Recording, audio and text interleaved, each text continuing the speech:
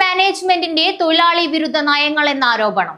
National coordination committee of electricity employees and എഞ്ചിനീയേഴ്സിന്റെ ആഭിമുഖ്യത്തിൽ പ്രതിഷേധ പ്രകടനവും പൊതുയോഗവും സംഘടിപ്പിച്ചു.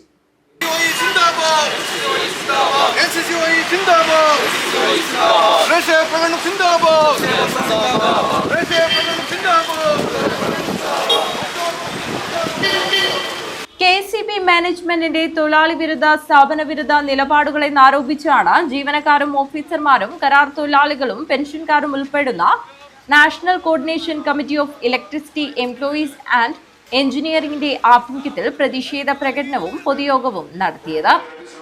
AITUC സംസ്ഥാന വൈസ് പ്രസിഡന്റ് KV കൃഷ്ണൻ ഉദ്ഘാടനം ചെയ്തു.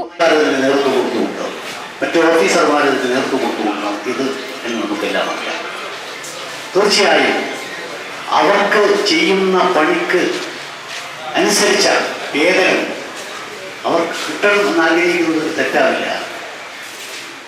അവർ സാഹസികമായ ജോലിയാണ് ചെയ്യുന്നത്. ഏത് പ്രതികൂല സാഹചര്യത്തെയും നേരിട്ടുകൊണ്ടുള്ള ജോലിയാണ് അവർ ചെയ്യുന്നത്.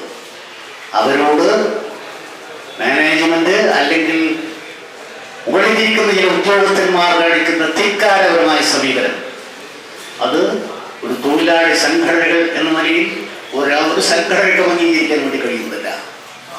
എത്ര ധിക്കാരിയായ ഭരണാധികാരിയായാലും തൊഴിലാളികളുടെ യോജിച്ച പോരാട്ടത്തിന് മുന്നിൽ അവർക്ക് മുട്ടുമടക്കേണ്ടി വരും എന്ന യാഥാർത്ഥ്യം നോക്കണം എന്നതാണ് സൂചിപ്പിക്കുക. ഇവിടെ വിഷയങ്ങളെ കുറിച്ചെല്ലാം നമ്മൾ പറഞ്ഞു.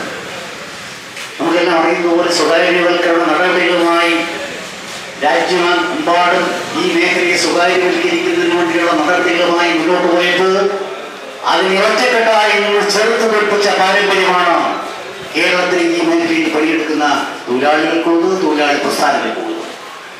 OV രമേശ് അധ്യക്ഷത വഹിച്ചു. CITU area secretary KV Raghavan, KP Ramachandran, K Prabhakaran, Pamu Shameer, M Anuraj, K Krishnan, V Jayarajan എന്നിവർ സംസാരിച്ചു.